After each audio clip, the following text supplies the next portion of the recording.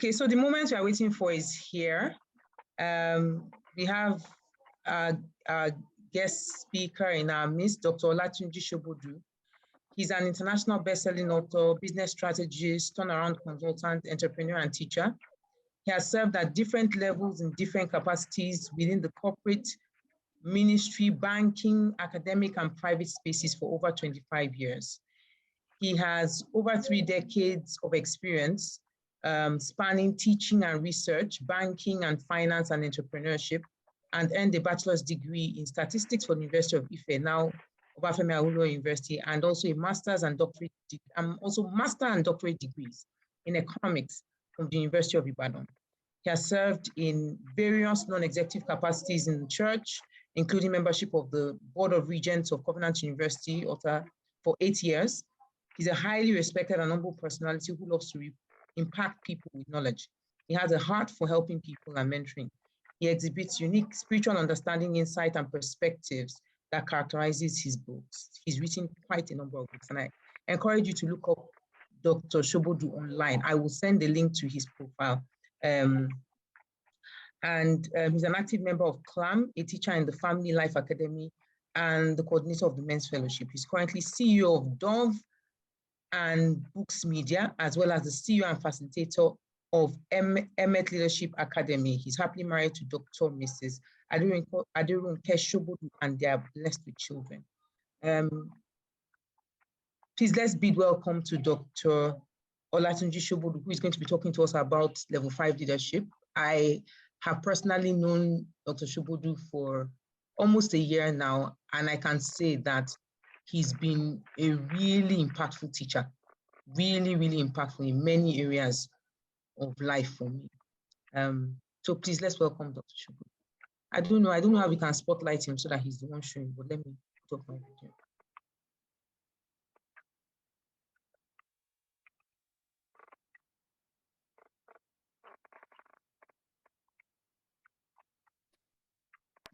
We can see him now. All right. Do I have the floor? Yes, sir. Please go ahead. All right. Thank you very much. I'd like to thank the group for extending an invitation to me. I feel honored and really privileged to have the opportunity to interact with your good selves, and especially on the subject of leadership. I think I see 1 or 2 names that we may have interacted previously, or perhaps you have attended 1 or 2 of my programs in the past. I want to appreciate you.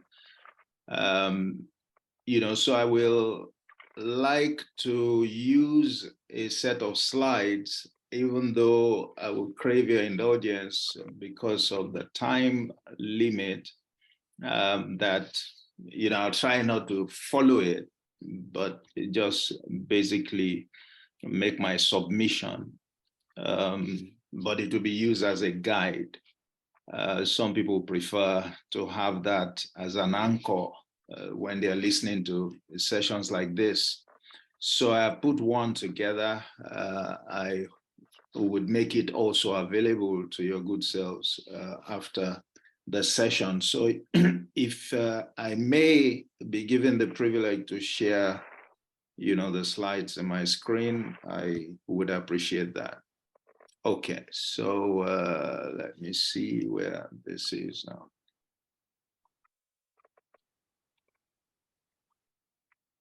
Okay, just a moment.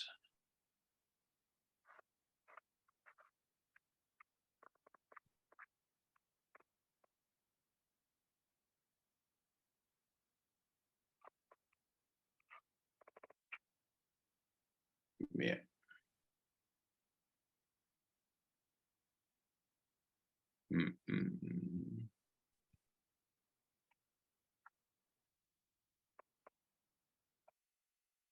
Sorry, we'll put it up. Okay. Yep. All right. So I, had the mandate to speak on level 5 leadership, sustainability. What I've tried to do is to say sustainability and legacy imperatives in times of uncertainty. So that's what we're looking at. But essentially, the focus is on level 5 leadership. I understood that the group is looking at the book by Jim Collins, Good to Great, and that's clearly, the primary source of the concept of level 5 leadership. It's a book that I read a couple of years ago when it was released. Also used it to train some of my people while I was still in the corporate setting. So for just as a guide to the way I would speak to these issues, I would look at the context of level 5 leadership. I would showcase a framework, or if you like, an alternative framework. Would look at a model who can we refer to as a model that you and I can trust and can learn from, on the real concept, what I would refer to as the real concept of level 5 leadership. And for how do you become, a level 5 leader? Then, of course, we zero in on the issues of legacy. And there's something I'm going to close with. I want to drop something for you to reflect on about the alternative concept of level 5 leadership that I'm sure you can relate to, but I think it will be sufficiently profound so that it helps us to appreciate that level 5 leadership context properly, and to ensure that we are going after it in the right manner. So first, level 5 leadership was the context. We've talked about the fact that it came out of a research by Jim Collins. So he was looking at how companies become, great from being good. It was quite specific. His choice of companies was made in order to, reflect that. That's the kind of thing I believe the lady who spoke earlier on, talking about them doing surveys, would understand that there's a context, to every information that you try to get. And when you must recognize that context, if you are going to make use of the information that you derive, if you are going to make use of the conclusions that come out of it, you must understand, that context. So level 5 leadership, from his perspective, was conceptual because it came out of a study and it was defined, as far as I'm concerned, within the context of that study. It focused on a specific set of companies and a phase in the lives of those companies, which was companies who were already doing well, and how they become great from that their state. And then, of course, the inference from it has to be restricted because there is a context within which that study was done, and therefore the application also has to be restricted. So maybe one of the things I want to put at your doorsteps today is that let's be cautious about how we run with the submissions in that book, because you must understand the context. You must ensure that the context aligns with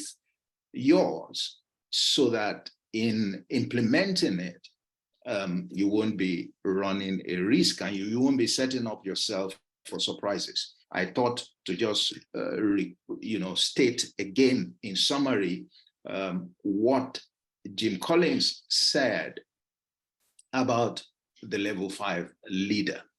So he identified the fact that there's the professional will and there's the personal will that characterizes level 5 leadership. It says, well, he creates superb results. He demonstrates an unwavering resolve to produce best long-term results. Please pay attention to that. Results.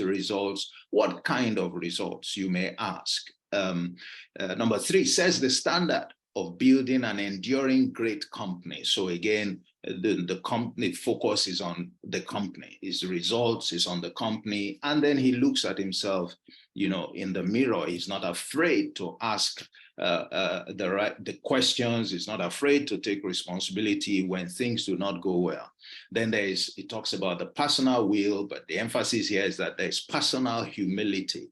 He said, well, these kinds of leaders, they demonstrate a compelling modesty, all right, that they shun public adulation. They are not boastful. It's not about them. They don't, primarily want to project themselves. Perhaps they even like to stay, in the background. It acts with quiet and calm determination, and then channels ambition into the company. These were essentially the kinds of, characteristics that he emphasized for level 5 leadership. Okay, now I decide to be a bit, to play my research side, looking at this, and it's deliberate. It's in order to set, the tone for an alternative, that I'd like to bring to the table.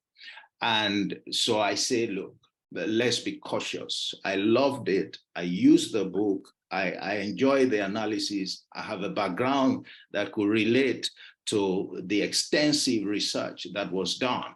But not lost on me is the context and a couple of other things that you would typically bring out, when you are faced with the kind of submission that he made. So the first one is that there is a different cultural context. Whether you like it or not, you must recognize when you are talking about, corporations, you must understand that the culture varies. You must understand that, and therefore to that extent that leadership imperatives, applications also vary.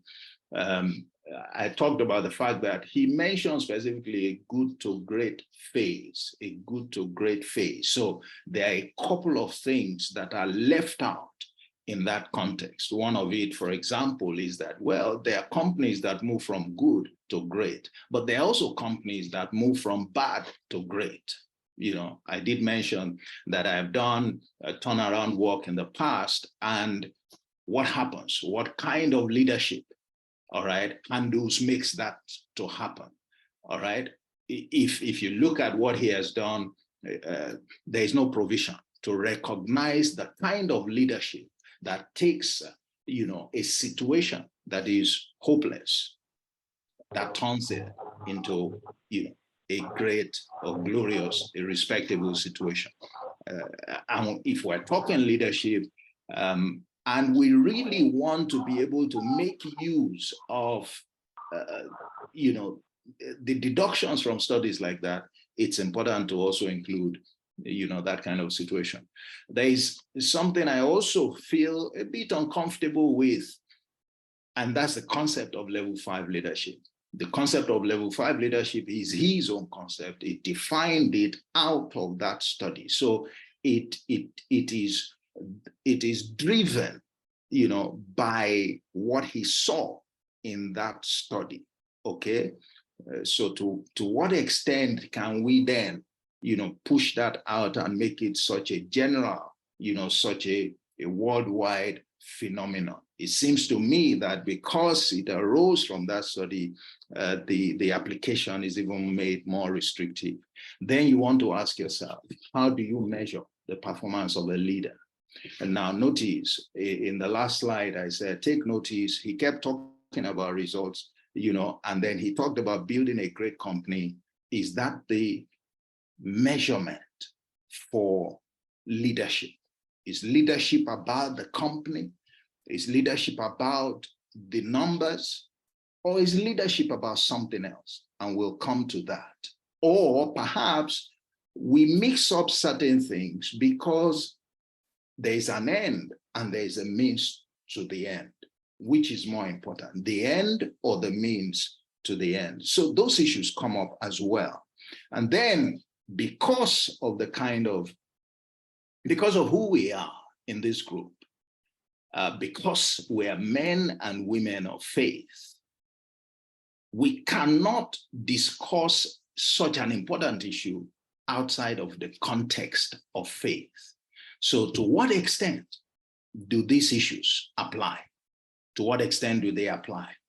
And of course, I think you must have known or been told that my focus in leadership, after 3 decades plus, is bringing a biblical perspective to leadership. At Emet Leadership Academy, we nurture leaders based on truth, and truth for us is found in the Word of God. So we don't teach anything that we don't have a basis for, that can be established, that is proven in the Word.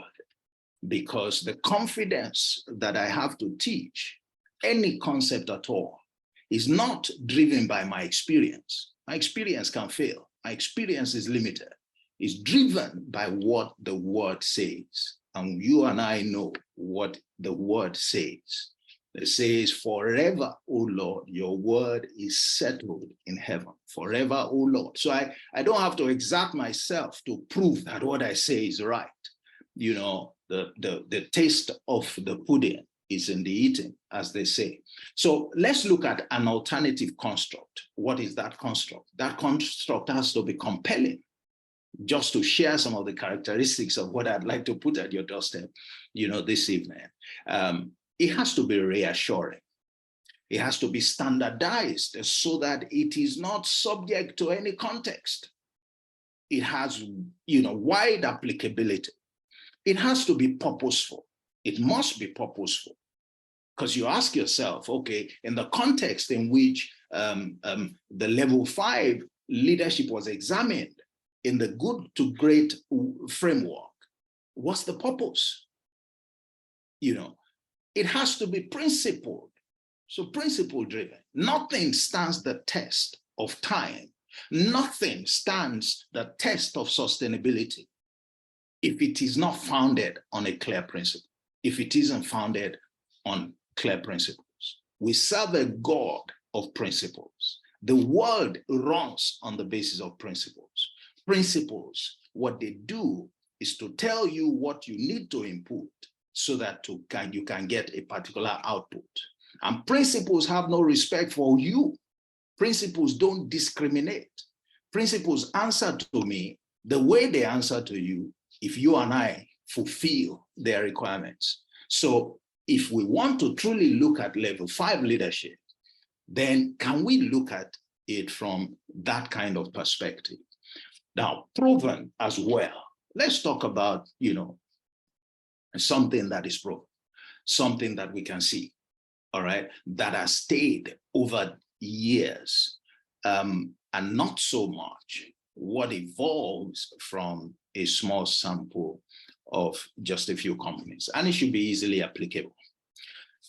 Now, before we go there, it's important to examine what's the call to lead.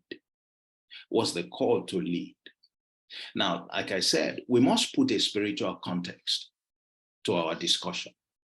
So I am looking at level 5 leadership in a spiritual context, precisely in the context of faith. I'm not teaching, I'm not preaching, I'm not a pastor.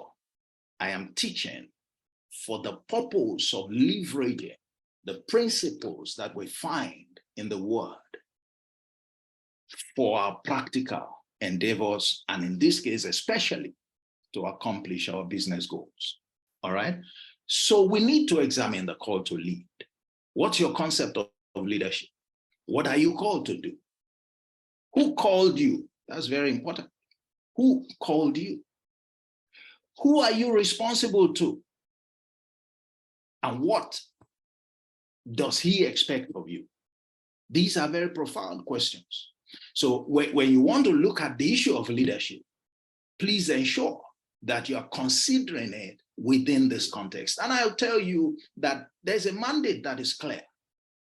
When you look at John 15 and verse 16, you can see it, on the screen. It says, you didn't choose me. So if you find yourself in a leadership position, yes, you may have set up the company and all of that. But the truth, if you're a child of God, is that you didn't choose yourself. The scripture can be broken. Say, you didn't choose me, but I chose you and I appointed you that you should go and bear fruit and that your fruit should remain. Please take note of that. So there is a purpose for why I called you. There is what I'm expecting from you. This is clear about who it is that has called you. You didn't even call yourself. He made it very clear. You didn't choose me and you didn't choose yourself. I chose you and I appointed you, or if you like, I set you up to go and get me certain kinds of results. He said, so that whatever you ask the Father in my name, he will do it. And he says, well, these things I command, that you love one another. Very profound. So let's quickly run through it. You are called to do what? You are chosen, you are appointed. So you are a messenger to bear fruit, lasting fruit for a guaranteed reward. Because he said that whatever you dare ask, you will get. Okay? So there are things to do before you start looking for a reward. But the good thing is that there is a reward for what you have been called to do if you deliver. All right? And perhaps even the better thing about that, or the best about that, is that the reward is according to how you want it. He said, whatever you ask, you would get. And then there's a final point there. And I think many times we miss it. It shows you how, the way. He said, these things I command you, that you love one another. So the highway to success in that leadership calling, is love. I'll come back there. So you will see that this is a more controlled approach.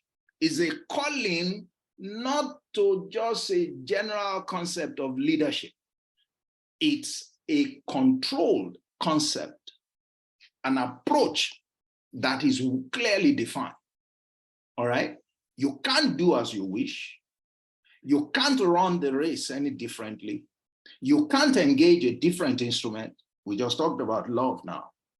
Sustainability is imperative. When you read that statement, he said, don't just bear fruit. Lasting fruit, your fruit must remain. Your fruit must remain. So when you get on the scene as a leader, and indeed I will come to show the level 5 dimension of it, you have a focus, on a legacy. So your tenure may be limited, but the impact of what you accomplish in your tenure is what the legacy is about. So great leaders, they don't die. They live on, but they don't live on by sitting tight. They live on in the lives of their successors and the successors of their successors. All right? So legacy is a must. The reward is up to you. Your work is already cut out for you, in my view. And success is measurable. And more importantly, it is within reach. Because if it wasn't within reach, you won't be asked to do what was impossible. God doesn't operate like that. So what level of leadership will make this cut? What level of leadership will make this cut? A rookie or perhaps an expert? Now, let's quickly look at the framework for leadership development. Let's look at the framework. Let me share with you where I come from, the perspective from which I am looking this evening because of who we are, because of what I teach and what my convictions are, because I've read the book very well, let me share with you the framework for leadership development. because level 5 is level 5. It starts from level 1. So how do we enter level 5 first? And how do we go all the way to enter level 1 and go all the way to level 5? Now, so we have said that, sorry, I want to be sure that I have, okay. So here, there is, leadership is a developmental journey. And you may end with level 5, but even at level 5, you have not arrived. At any phase of leadership, if you know what leadership is about, is a continually developing, core. You keep working on yourself, you keep improving, you keep enhancing your impact, your influence, the results that you get. So you are called to lead. You start by proving that you have capacity to do that. Then you grow in the capacity. Then you start aspiring to the highest levels. It is a lifelong journey. It's a lifelong journey. Now, let's look at, I want to take my anchor for this framework from Genesis 1:28. Look at, all of us know this. He said, and God blessed them. And God said, please count with me, be fruitful. Level 1, multiply. Level 2, subdue the earth. Level 3, sorry, fill the earth, because that's replenish, because I use a different version here, typically a King James person, but so fill the earth, which King James will call replenish, subdue it, level 4, and have dominion over the fish of the sea, over the birds of the air, and over every living thing that moves on the earth. This is a framework within which to situate the calling to lead. The calling to lead. You see, he blessed them, then he challenged them. Notice in John 15:16, he says, you didn't call me. I chose you and I appointed you. All right. And I give you a mandate. Okay. So there are 5 levels of leadership that you and I can do nothing about. They are cast in stone. They are spoken expressly from the throne of grace, the one that you and I believe. And level 1 is the most basic. That is where you confirm that you have what it takes to lead, by making use of that blessing that was put in you. That's level 1. Level 1 is the kind of thing that the parable of the sower expresses, where it says the sower went out to sow, but he then took a seed. Where did he get the seed? And God blessed that. All right, you and I have seed. So to each one of us is given also a measure of faith. Now, where we take that faith is up to what you and I do with the measure that is given to us. So who you become as a leader, and whether in fact you ever qualify to lead, is how fruitful do you become with what you were given. So you start from that level, basic, and then the level of multiplication, which is simply replicating your fruitfulness over a wider dimension. Replenish, subdue, dominate. Now, these are different levels. They are not the same. The characters in each of these levels are not the same. The competencies of people in each of these levels are not the same. The demeanor of people in these levels are not the same. So that's it. If you go back and look at, what I said about, the characteristics of, the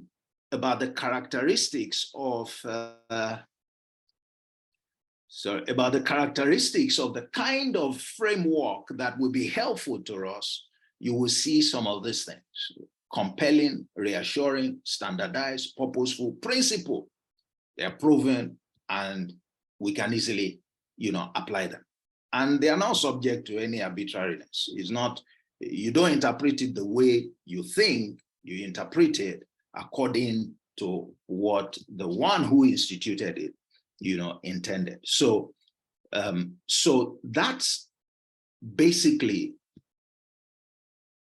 for me, a clear framework for appreciating the levels of leadership. And you can find level 5 leadership there. You can find level 5 leadership there. That schema gives you an idea, of what each of them entails. Let me quickly run through that. When you are fruitful, you have shown proof of the ability to productively and profitably utilize resources. Okay? When to multiply is to replicate that fruitfulness.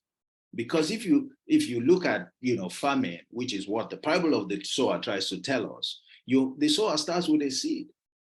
He said when to sow a seed. But when there is harvest, we know that there is plenty of fruits, and in each fruit there are a couple of seeds. So what happens? After you finish from one seed, you are in business. Because once you are fruitful, then you have plenty of seeds. You have many more seeds. What do you do with them? Do you throw all of them away and just retain just one seed and then you plant again? Or you just throw all the seeds away? That means you want to be stagnant. No, now you have plenty seeds. Now you are supposed to use more of those seeds to replicate what you accomplished, earlier. And that's how that process goes. And the more you are able to take advantage of that, the more you grow. All right. So to multiply is to take on the challenge of replicating fruitfulness at a higher level. To subdue is to build on the growth momentum that has now begun, all right, that you have set in motion by your initial successes in order to gain greater speed. To replenish is to now aspire to be the go-to participant. So everyone knows that in this business, you can't be ignored. All right, within your sphere of operation. And then the realm of dominion, the phase of replenish to dominion, is where you take the final step to be the undisputed commander who has the final say. And I say this with a lot of caution as well, is not to project a level 5 leader as an oppressor or as a proud person, who feels that there is nobody like him. No, there is no context for that in the faith. All right. You know what he said. He said, God rebuffs, or resists the proud. He embraces and he gives more grace and he lifts the humble. So that's one of the characteristics that you would find with a level 5, the height of humility, the height of service. Okay, so when you look at this framework, you see every person is endowed. All right, there are distinct levels of leadership. There is progressive growth that is implied and expected. Now, there is intensity and span of control that continues to increase. There is competency that is developing from one level to the other. There is impact that is being amplified from one level to the other. And there is experience that is being enriched. There is experience. It's important to understand these characteristics about the framework.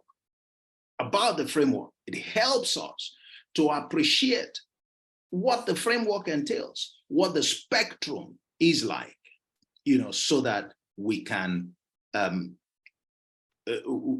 take advantage of it, and so that we can walk in the context of it.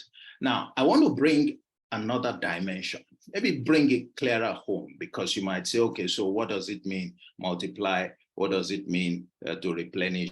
How do we situate? Let me show you something.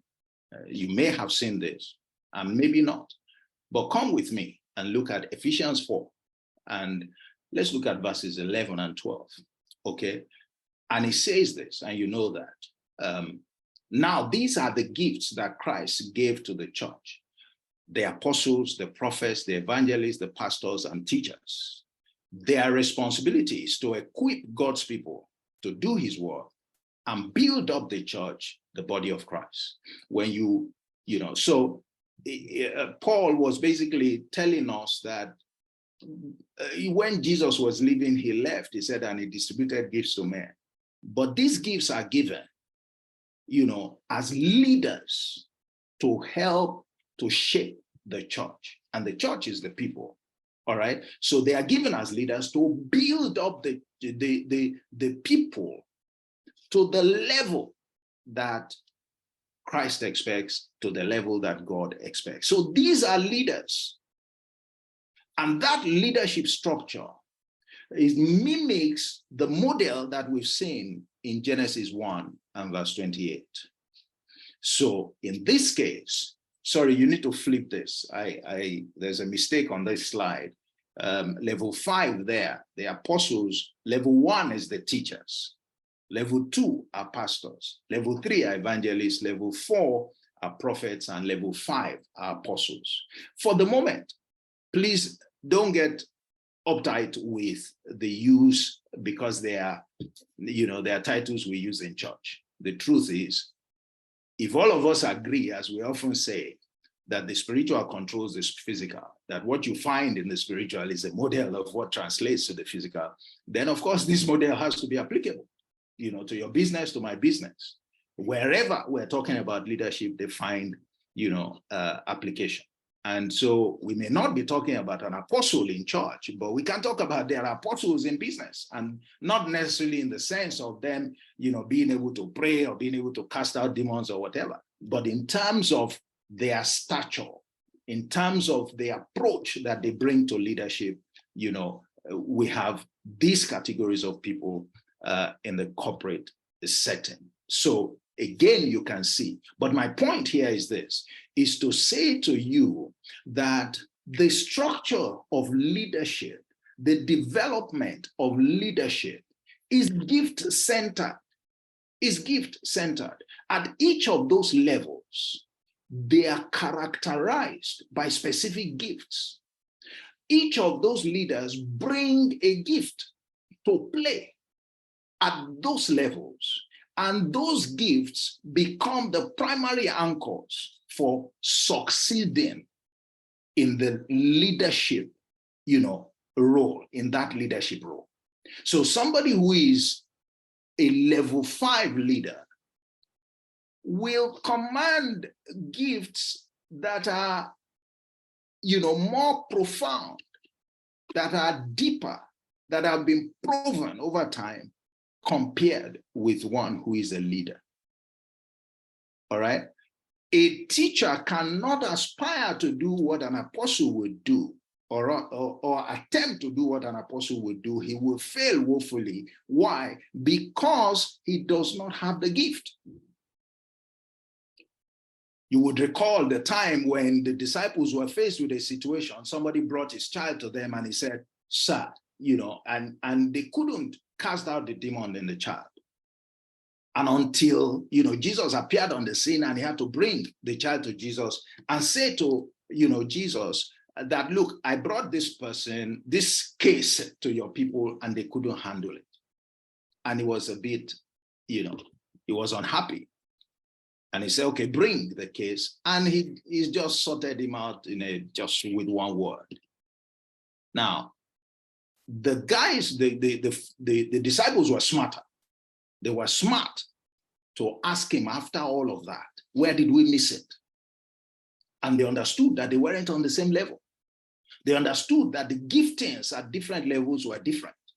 They understood as well that if you want to move from one level to the other, there is work that you need to do. So this kind doesn't come by what you already know, by prayer, because now you know that you need to pray. But if you must handle situations like this, you need to acquire more skills. you need to acquire more gift or develop more gifts. Okay, so I've tried in this slide to try and show you practically what each of these levels, what do these levels stand for? If you look at the teacher is basically one who imparts knowledge, all right? And knowledge is the basis for transforming people. It says that don't be conformed to the world, all right? But be transformed by the renewing of your mind. So that's what a teacher prepares you for that to happen. They're very effective in their ability to teach. A pastor, a good pastor, must first be a teacher. But in addition, he knows how to care for people. And he can handle more people than a teacher typically can handle. Very effectively, more effectively than a teacher. The evangelist is like a roving person, it's a utility person who is a teacher, very good teacher, because they often don't have a lot of time to make impact. So they know how to make impact given a short time. If you give an evangelist 10 minutes to speak, people will be giving their lives.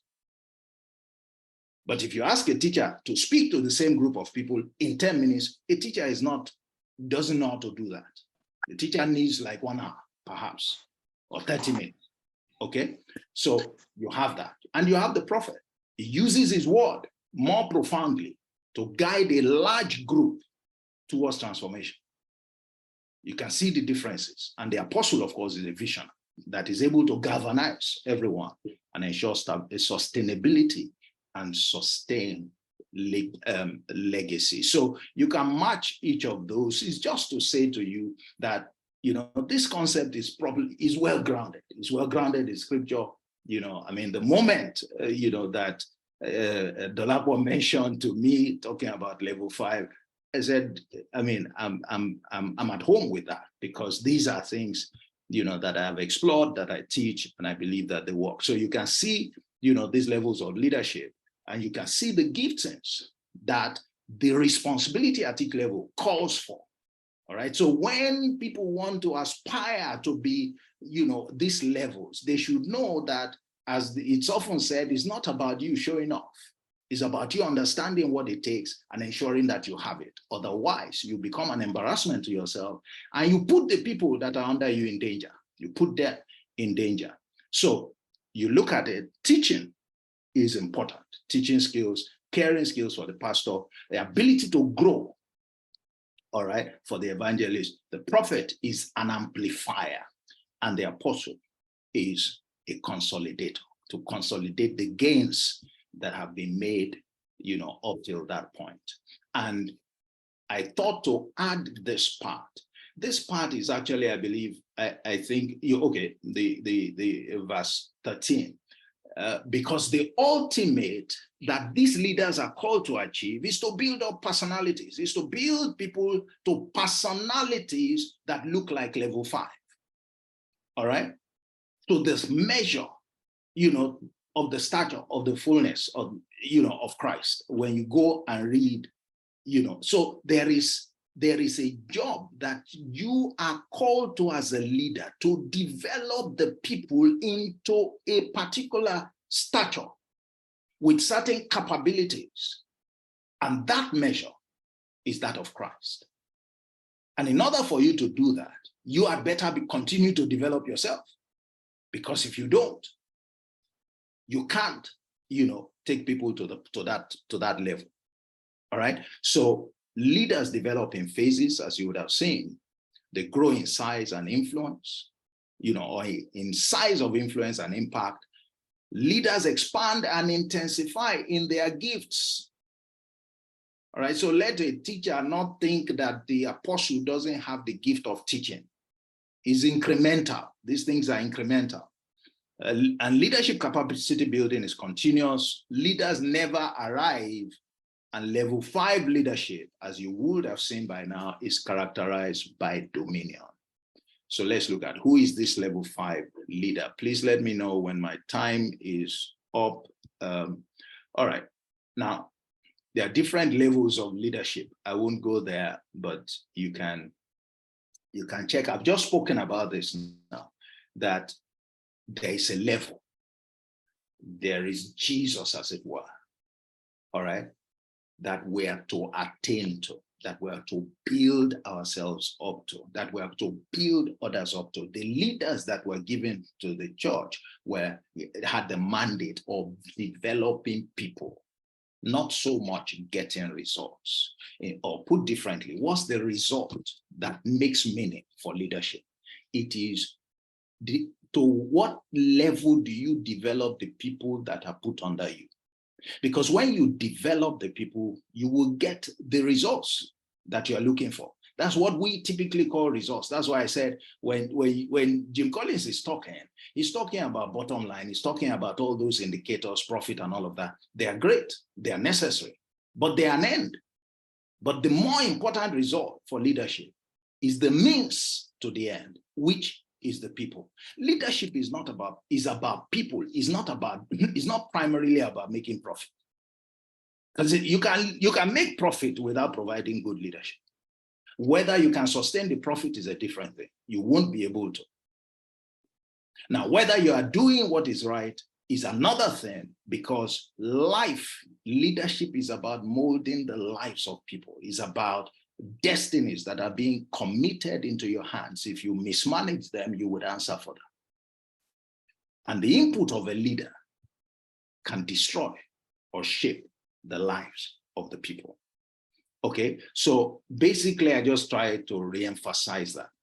So let me say that level 5 leadership is there for character, because if we're to grow to the measure of the stature of the fullness of Christ, all that is describing is the character of Christ, is what 2 Peter 2 verse 1 talks about, the divine nature, is what Colossians 3 talks about. You put off the old man and you put on the new man. It's not as simple as that, because putting on the new man is a process.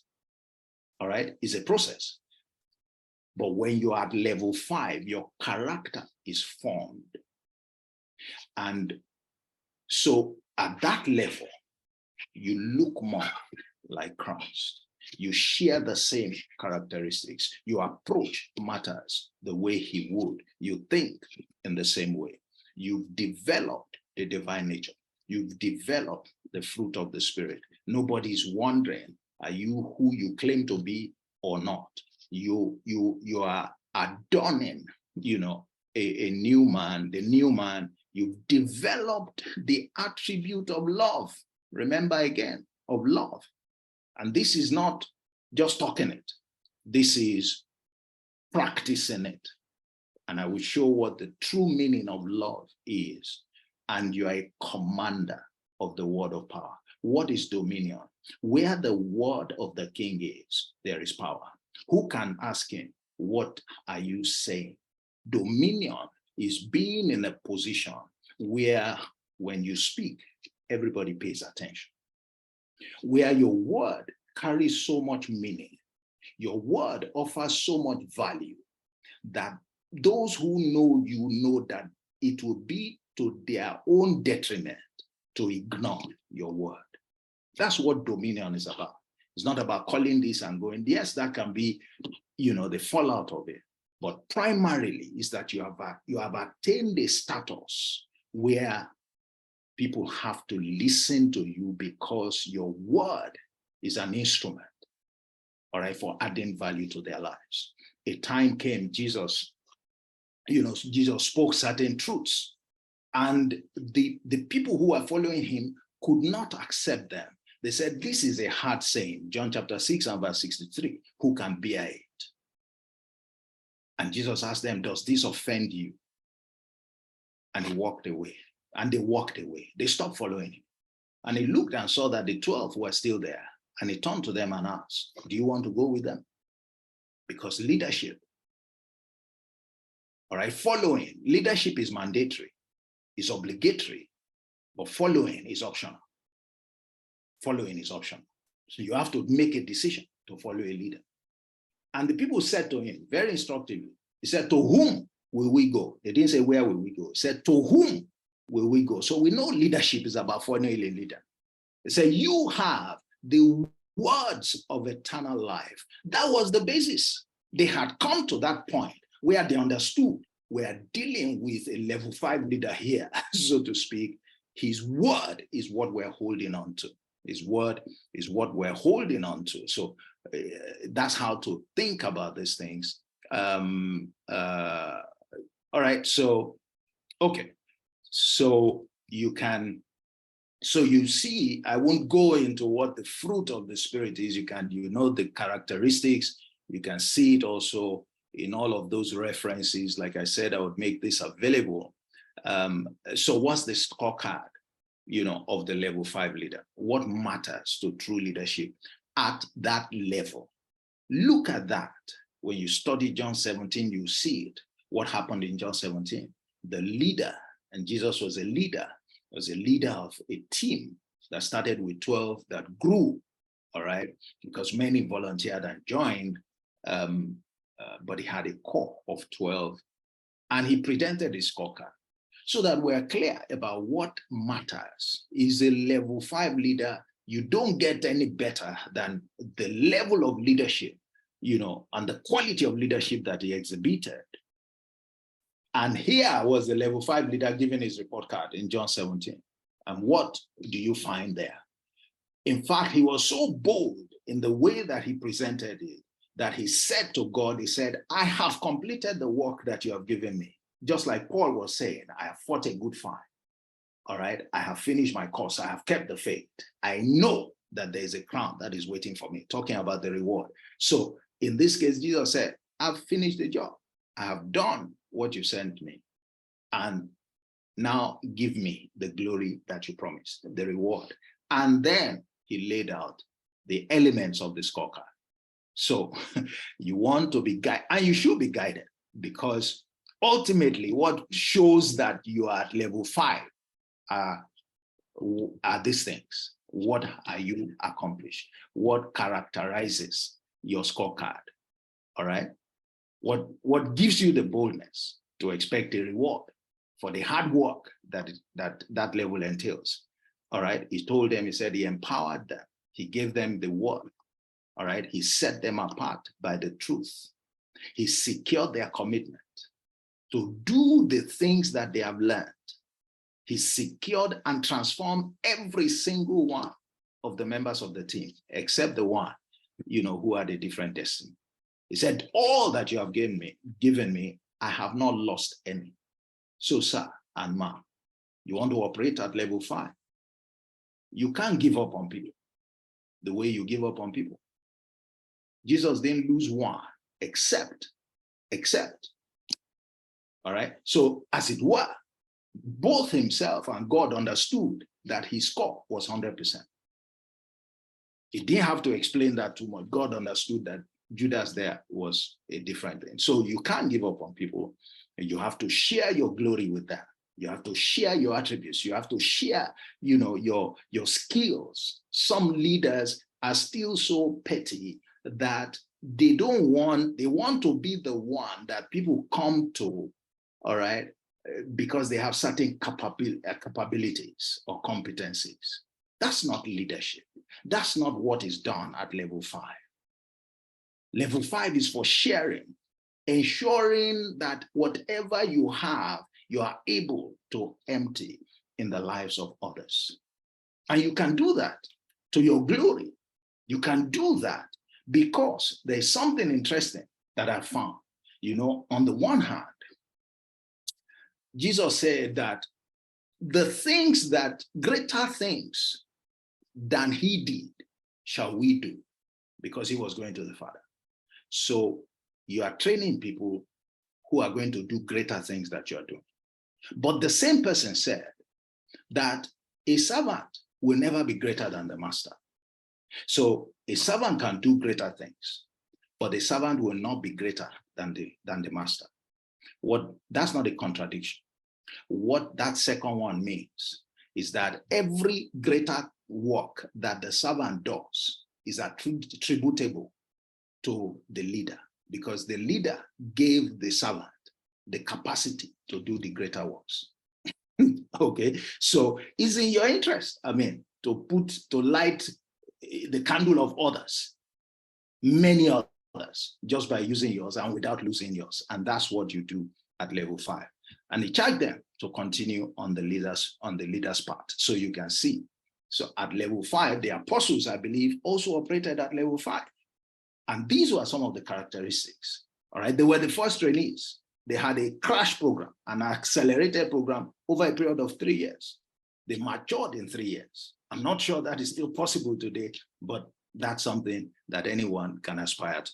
All right. They were dominant in influence and impact. Whenever you found the apostles, they were somewhat, their word was virtually law. They were excellent imitators because they saw that people they were mysterious. They said, oh, they had been with Christ. They were thoroughly furnished and prepared for every good work. They were exposed through strategic delegation. They were exposed. In Luke chapter 9, Luke chapter 10, you find it. They were sharply focused on their core mandate. Whenever there was, there were issues, Acts chapter 6, that you want to distract them, they say, wait, we are not called at our level to serve tables. Level 5 leaders don't serve tables. They don't get involved with mundane things. They must learn to let go. Look for people who have the requisite, skills, and give them the responsibility so that they can focus on the more important things. In this case, the word and prayer. The word and prayer. Acts 6, I believe, verses 4 to verse 6, they were imparted with grace and power, and they developed proteges themselves. They developed proteges themselves. All right. So you look at your level 5 leader, and let me give you a description. An experienced leader, you can't get there without experience. You need experience. Truth-driven. Truth-driven. If you are still trying to call white, gray, and all that, you are not ready. You are not there yet. They speak the truth, even if it means they lose all the people following them. Jesus didn't mind. If those 12 had walked away, he would rather lose the people following than lead them to a wrong destination. So you see, it wasn't about his pride. It wasn't about, who is following. He knew that it was about the destinies of these people, and it cannot be shaped without truth. He was service-oriented. He demonstrated that when he showed that. You want to operate at my level, whoever wants to be the greatest must be a servant, must be a slave, must serve. He was matured and authentic. What you see is what you get. He won't say one thing in front and then behind he's saying something else. He was an unrepentant teacher. How we find today that people call themselves leaders and they don't teach. They expect their people to just deliver, to just perform, to just shine, to just jump when they shout, but they don't teach how. They don't teach how. The mysterious storyteller, the point I wanted to make here is just to draw attention to the fact that Jesus was known to use parables. It was at the core of his leadership style. And there's a reason for that. There's a reason. It reminds me of the program that we have, Profit from Parables. He was accustomed to custom. What do we mean? He had a routine. That routine was not for fun. There were things that they knew where to find him. They knew what he was doing at a particular time. It's part of the discipline at level 5 of leadership. He creates the right atmosphere. If you look at Matthew 23 and verse 23, he was telling the Pharisees, who were the fake leaders at that time, but they were the dominant leaders at that time. He was telling them, gentlemen, you like to pay tithes, you focus on compliance, but you neglect the weightier matters. What were those weightier matters? He said it's justice, it's what? Mercy or forbearance, it's faithfulness or diligence. So they are more important. That creates the right environment. And a level 5 leader works to create that environment.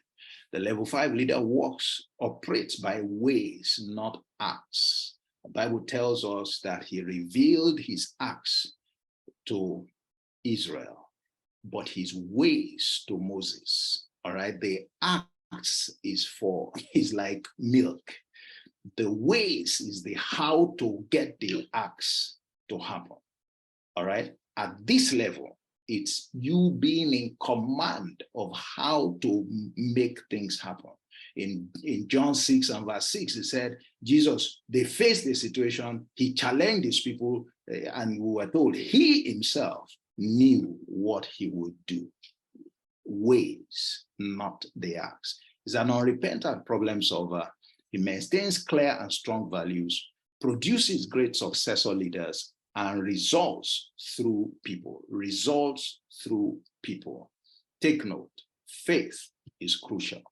Faith is crucial. At this level is a powerful level of faith, a conviction about what you are called to do, a confidence about knowing what you should do to get what kind of results, and your ability also to impart it on your people.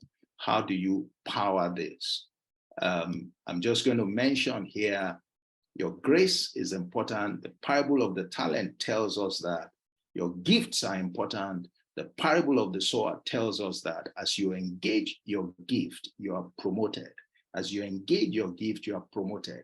He said to those who turned 5 talents to 10, he said, well done, good and faithful servant. He said, now you have managed 5 talents, come and manage 10 cities.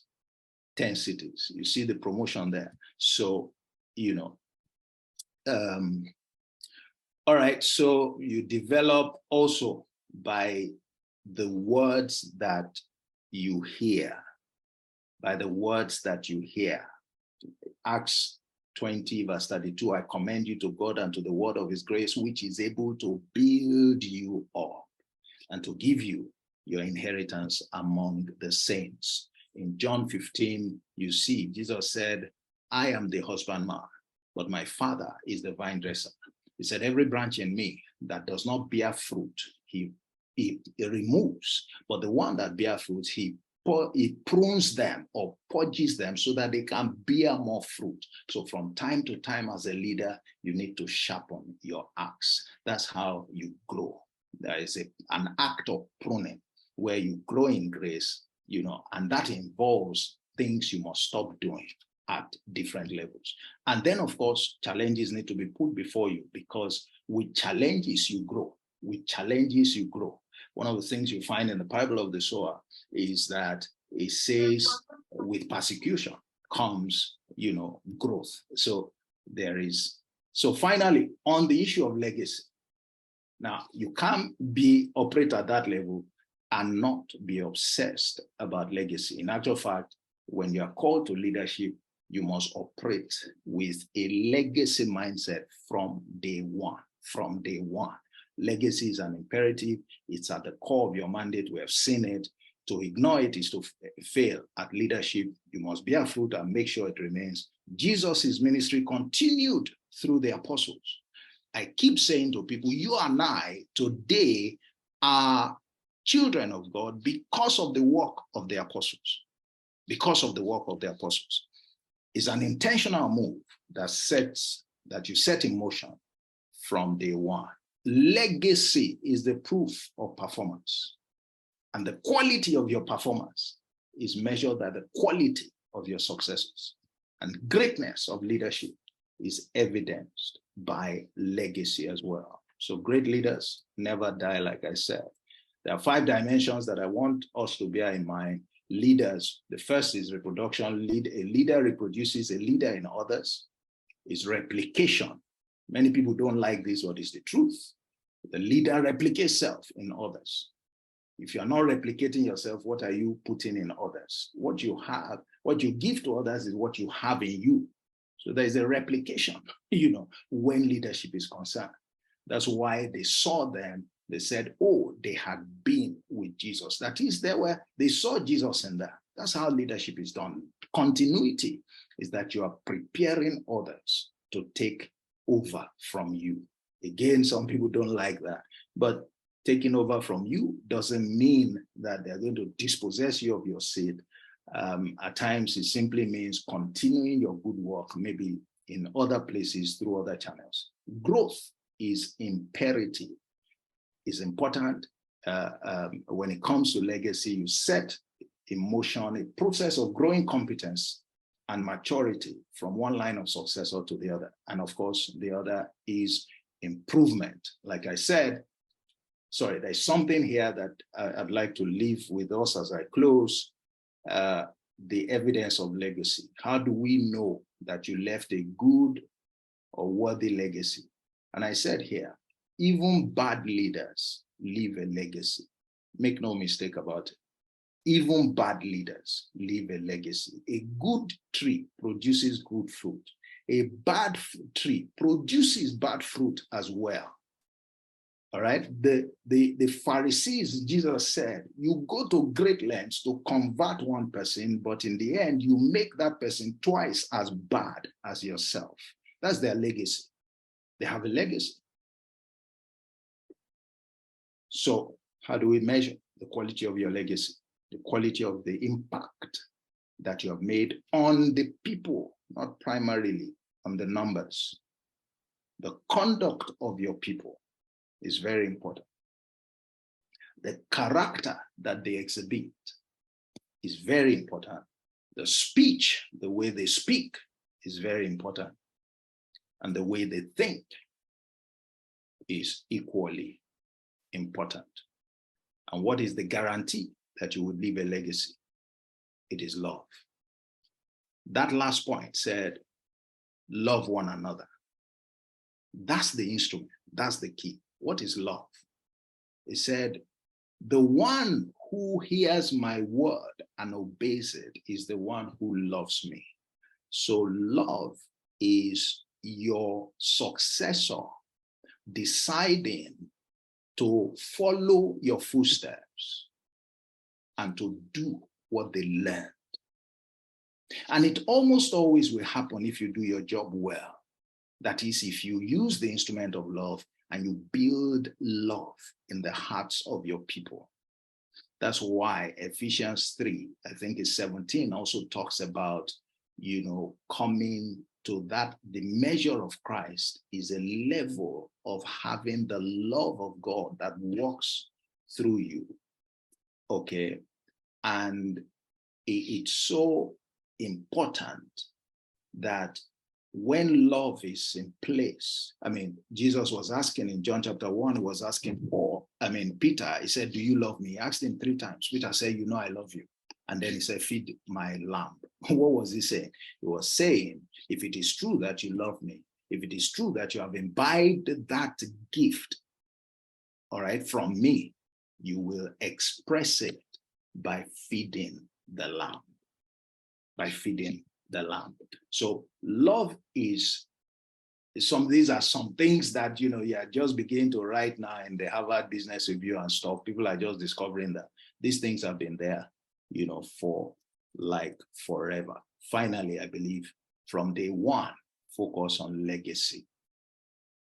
So if you haven't been thinking about that, don't wait until you think you are ready to retire. That's not the time to focus on legacy. You focus on legacy from day one.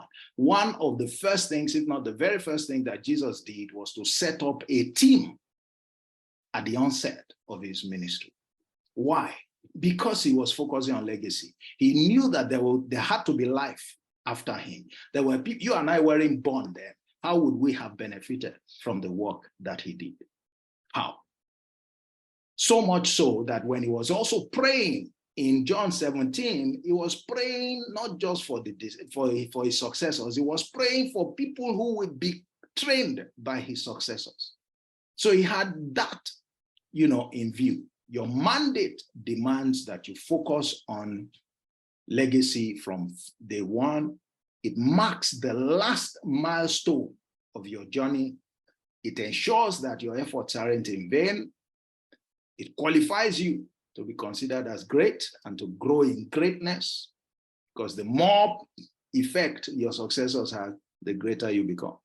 It teaches you humility, having to start working yourself out of a job from the day you take on the responsibility. And that teaches everyone humility. It reminds you that your physical tenure is limited, although you live forever, and it makes you conscious of the reward that you are going to have. Remember, Jesus said, of all the people you gave me, I didn't lose one. That means I made a successor of every one of them.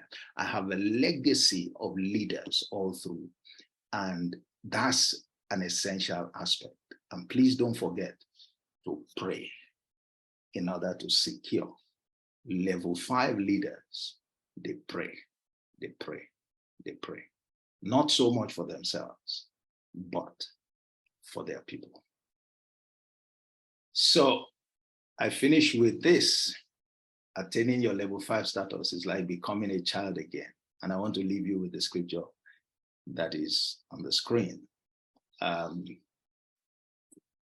will be saying this maybe on my YouTube channel sometime soon, but again, when you get to level 5, we often say when you get to a particular age, you become a child again. That's what level 5 entails. And Jesus was saying the kind of people that the kingdom is prepared for are people who are childish or childlike. That is, they have developed to a point that the things that matter to them are not the things that used to matter to us. And those are the most important things for the highest level of leadership. Ladies and gentlemen, I want to thank you for your patience, for giving me the opportunity to share with you this evening. I do hope it has been beneficial. Thank you very much. So you can ask your questions. Thank you, Dr. Sobodu. Thank you so much. I have learned so much. I don't know if Modupe is here, but can we do questions, please? So maybe we just do electronic hands. If you have questions, we'll do questions for maybe another 10 minutes because we have to close at. We have to close at before 6. Any questions, please? Please go ahead. I think I can see your hand. Okay, thank you very much, Dr. Sobodu. That was a very, very detailed and very, very thought-provoking seminar topic, and you went really deep, and it got me thinking a lot. So my question is, from what you've done, it's actually a lot of work to actually achieve a legacy. I was just thinking about it, and the fact that as leaders, as CEOs, we need to actually have this plan from the beginning, and that's something that most of us don't actually have in mind.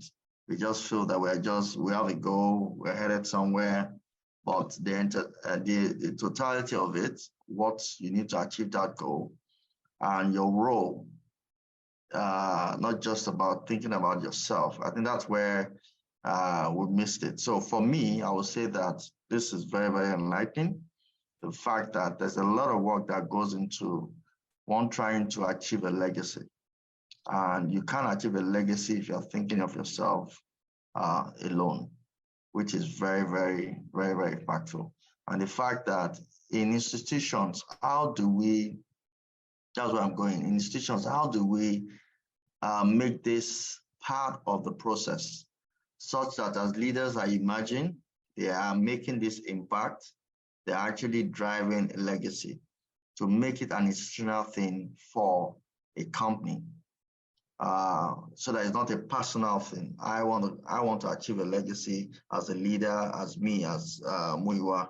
But how about the company having a system where every leader is actually groomed that way and they actually make that impact?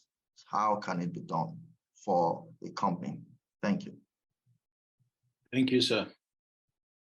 All right, do I take the questions and then answer, or do you want me to answer one after the other?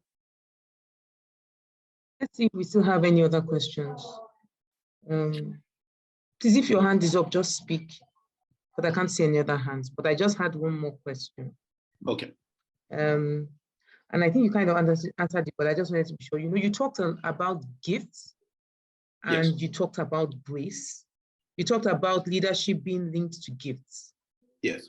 But then when you likened it, when you explained around the gifts, the offices of the teacher, you know, the pastor, the prophet, it seems to me like it's progressive. Now, my question is, can everyone progress that way, or is it still dependent on your gift? Because I kind of got the feeling that there are gifts, Yes. and gifts are endowments that God gives, and He gives as to His discretion, even though you can covet the best gift, you know. Yes. But then, can anyone, because there's a process, can everyone aspire to go through that process and actually then arrive, you know, at the level 5? Okay. All right. Thanks. I let me start with, you know, with the gifts, and probably ladies first, I'll say. So,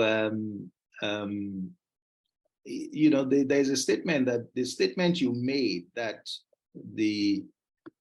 you can covet the, you know, gifts. As much as that is true, and you find that clearly stated in scripture, you know, I always say to people to remember that the distributor of gifts is not irresponsible. Okay. And why do I say that? I say that because you won't, you know, God also said He's not going to put a challenge before you or a task before you that you have not been endowed, all right, to perform. That's why Genesis 1:28 said, and He blessed them. He blessed them before He gave them the charge to be fruitful. All right. He didn't turn it the other way around. So I would say that clearly they are progressing. Please, one of the, I think in the context of the church, one of the misrepresentations, in my view, that we have found is, you know, the misuse of some of those terminologies. I mean, so everybody is a prophet now, even somebody who started yesterday, because he has seen one or two visions, and then, you know, so he becomes a prophet. Everybody is an apostle, you know, and you are wondering, when did you get born again? You know, what have you really done? Okay, what do you know? I mean, that is it just the terminology that we're talking about, or is it the substance of what the office entails? Because there are offices, and in order for even those apostles to be called apostles, look at the depth of training that they went through. Look at the depth of training that they went through. You can say, yes, it happens in 3 years. But guess what? In those 3 years, they spent every day with their master. Every single day. And their master wasn't sitting around doing nothing. Yeah, their master was covering, was a powerhouse of, you know, activity, moving from town to town and all of that. All right, involved in so many things. So it was a rich exposure for them. So what I say is that it's incremental. You can't, I mean, those who are true pastors know that there is a big difference between a true pastor and a teacher. There's a big difference. All right, there are things that a teacher will never be able to address in the life of, you know, their student, that only a pastor can address. Some teachers can't deal with the emotional side of things. They are not trained to do so. They are not skilled to do so. All right. When you look at the evangelists, you look at the true evangelists, they don't stay in one place. All right. How much time did Philip have with the eunuch? He was a very spiritual man. For him to have been told, to have picked the signal, go, that chariot coming, go and position yourself. You are going to deal with that man. You are going to enter, and all of that. You know, and he had the few, you know, I mean, minutes or perhaps hours that he was able to use with the man. Look at the result that he got. And then immediately he was off again. So that's the way that it is. It is incremental. You have to operate at a level before you grow to a next level. You can't suddenly show up as a level 3 leader or a level 5 leader or expect to jump from level 3 to level 5. Even if the scope or span of your responsibilities jump, you discover that you can't operate at that level yet, except with a conscious commitment to developing yourself and just allowing time to also take its toll. Some things will never, no matter how much you want to harvest pepper, there is a time it's going to take to grow. If you hurry the time, you're looking for trouble. So, my attitude to that would be that we come to the table, we humble ourselves, we know that there is no hurry, just understand the process. That's why I've tried to lay it out as clearly as possible so that you know that we go from glory to glory, we go from grace to grace, we go from increase to increase, and that's the way to get to the point where we can put a legacy in place, all right, that lives far ahead of us. Let me come to the second question that was, that came up, which is the issue of legacy and the fact that we tend to overlook it. So yes, I may, as an individual, understand it, but what about, my institution? And one of the immediate things I would say is that the institution has to make it a part of your, assessment on a regular basis to see how are you preparing your people, all right, maybe to even take over from you. Some leaders, they are so focused on the numbers, they are not investing in their people at all. They are not even thinking. In fact, they can't think of the possibility that, somebody is going to replace them. Maybe until they get promoted, maybe then, they feel safe. And if the organization wants to place emphasis, which it should, on succession, you must make as a cornerstone of the appraisal process, the performance, the so-called, KPIs. You must bring in things like this. Who are you preparing? How are your people developing? That you presented good numbers doesn't mean that your people are developing. And no company wants to be in a position to be left carrying the can. If yes, while you were there, you produced numbers, but when you left, nobody has been able to replicate the numbers. Quite frankly, you have become a liability to that company, when you should have been an asset. And part of it, the company knew what it was doing. What they are paying you for is not just to develop the numbers, is in fact, more importantly, to develop the people who can replicate numbers. And if you are wise as well as a leader, you will pay more attention to developing people because that's the easiest way to get the numbers. If you invest in the people, the numbers will come. But in today's world, we have to grapple with management who lacks understanding and they want the numbers now, and they are not as interested as in development of people as we should, forgetting that there is no way to really get results without, developing the people. How will the impact of what Jesus did have continued if he didn't develop people? We are not told that Jesus spoke at a time, I keep using that as some illustration, that Jesus spoke at a time just for a few minutes and 3,000 people submitted their lives to him. But the first time Peter would speak, after power had come upon them, 3,000 people gave their lives. The next time he was going to speak, 5,000 people gave their lives. All right. So, and then look at what they did. And look at you and I today. We're talking of billions of people, who have come to the faith on account of what those guys started out. And that's a better way to approach our quest for results, than to focus on the end without recognizing the means. When in fact, if we do the needful with the means, we can take the end for granted. I think, that's what I would say to those questions. Thank you. Much, sir. Thank you so much, Dr. Sobodu. Thank you.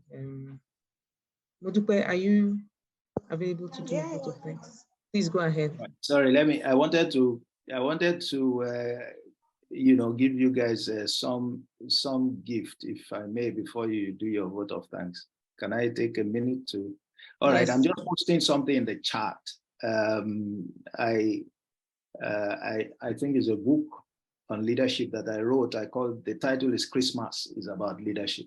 Christmas is about leadership. So if anyone is interested, you can follow that link and just follow the process through, and you will get an e-copy of that book. Also, if I may, as you can see on the screen, there is, and as has been said, I run Emet Leadership Academy. Our focus is on nurturing leaders based on truth.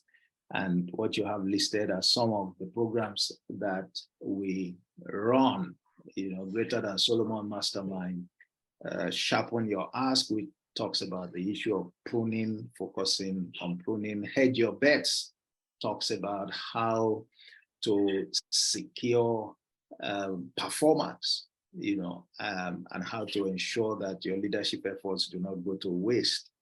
Profit from Parables talks about, challenges us to a life of adventure, to locate the principles hidden in parables, and to learn to apply that if we must experience through growth and success. And then you have some others, Ask to Win Challenge, which is focusing on how to take advantage of that privilege that we're given. It says, ask and you shall receive. But you will be amazed how many of us are not skilled enough to take advantage of that promise. And we have the Smart Leader Program, which is a 30-day program. I think Dolapo can speak to that on our behalf. And we have some communities as well. Just to mention, if you are interested in any of them, please feel free to reach out and be a part of what we are doing at Emet Leadership Academy. Once again, thank you very much. Grateful for the invitation and attention. Thank you so much for honoring our invitation. Can you hear me? Yes, I can hear you. Oh, okay. Thank you. Thank you so much, Dr. Olatunji Sobodu, for honoring our invitation. It has been a wonderful time listening to you. And, I was really amazed when, you used the Bible principles to explain the level 5 leadership. It's really wowed me because I was able to relate with it, because it was coming from the Bible and Bible principle and all that. Thank you so much. We really appreciate. Thank you because we called on you and you gave us audience, you took out your time and delivered. Really, really appreciate you. Say God bless you, your family and your businesses, and you continue to grow from strength to strength in Jesus' name. Thank Amen. you so much. We appreciate you. Thank you. Amen. Thank you, sir. Thank you so much. Enjoy the rest of your night. Thank you, sir. You too. Thanks, sir.